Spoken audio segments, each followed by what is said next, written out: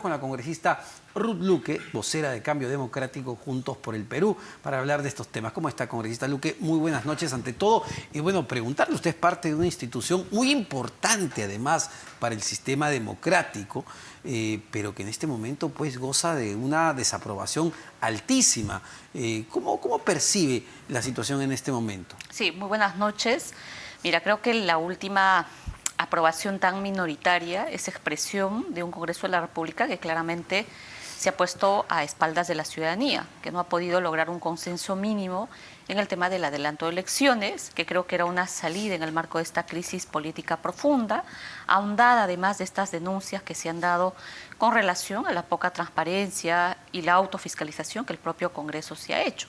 Pero además diría de que han habido acciones muy concretas que evidencia que en el marco de esta crisis el Congreso ha renunciado casi a sus labores de fiscalización y control político.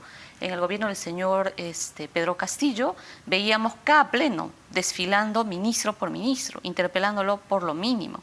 Hoy, frente a las graves situaciones de muertos y heridos, ni siquiera hay una interpelación que se ha dado cuenta. Hemos tenido que presionar para que se dé cuenta una interpelación contra el ministro del Interior que estaba casi un mes. Entiendo que recién en el último pleno, el señor presidente del Congreso recién dio cuenta de esa interpelación. Entiendo que se formó una comisión investigadora para entender lo ocurrido en Ayacucho, en Puno, bueno, en el marco de las protestas y las lamentables muertes.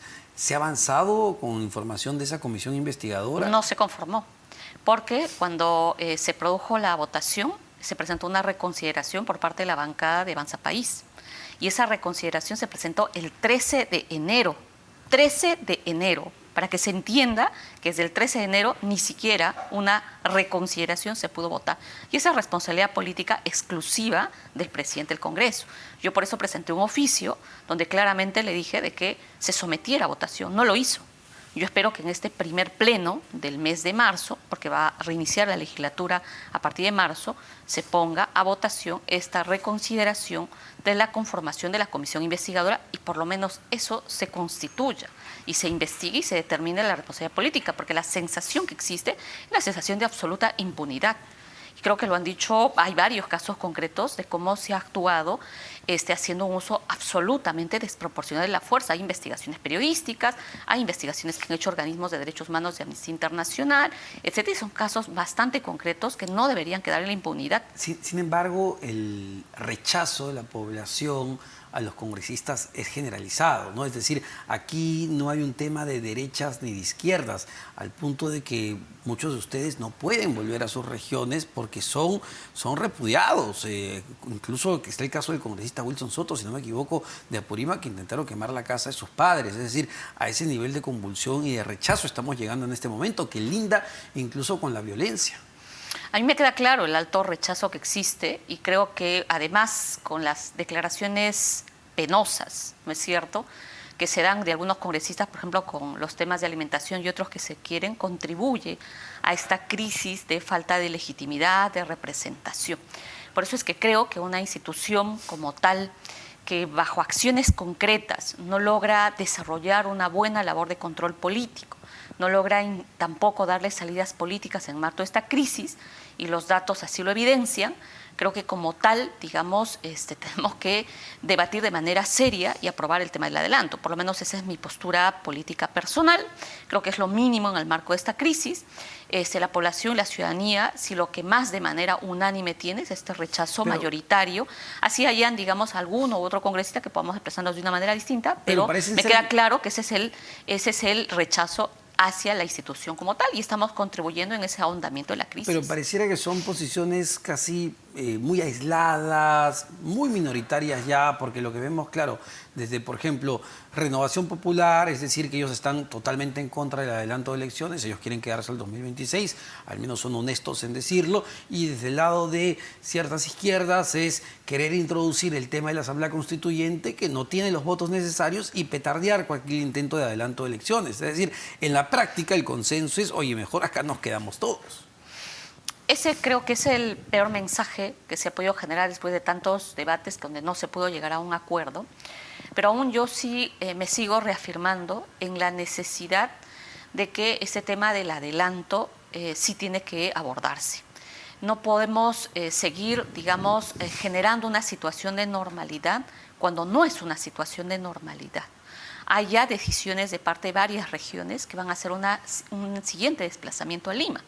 No sabemos la envergadura de lo que eso significará, pero lo hemos vivido desde diciembre con 60 muertes, tenemos más de 200 heridos, muchos heridos de gravedad, internados. En mi región hay una persona que recibió 36 impactos de perdigón, le han destruido los órganos, hay una persona que va a quedar con discapacidad probablemente de piernas. En fin, hay una serie de hechos que nos evidencian la gravedad a lo que se ha llegado, con vulneraciones constantes. Entonces no es algo en el cual el Congreso puede decir de que bueno, vamos a hacer una situación de normalidad legislando como si nada sucediera, cuando en realidad hay una situación de convulsión que está afectando la economía, no genera paz, no estamos estableciendo el famoso diálogo y la invocación que hace el gobierno de la señora Dina Boluarte, y que hoy la población plantea la renuncia de la señora Dina Boluarte. Es evidente el tema de la salida del Congreso en ese marco, y que solamente eso ayudaría a precipitar el desenlace, probablemente para devolverle a la población la decisión de elegir nuevas autoridades. Sin embargo, tanto ella como el primer Otárola han reiterado en más de una oportunidad que no van a renunciar, que incluso señala el primer Otárola en una entrevista con El Comercio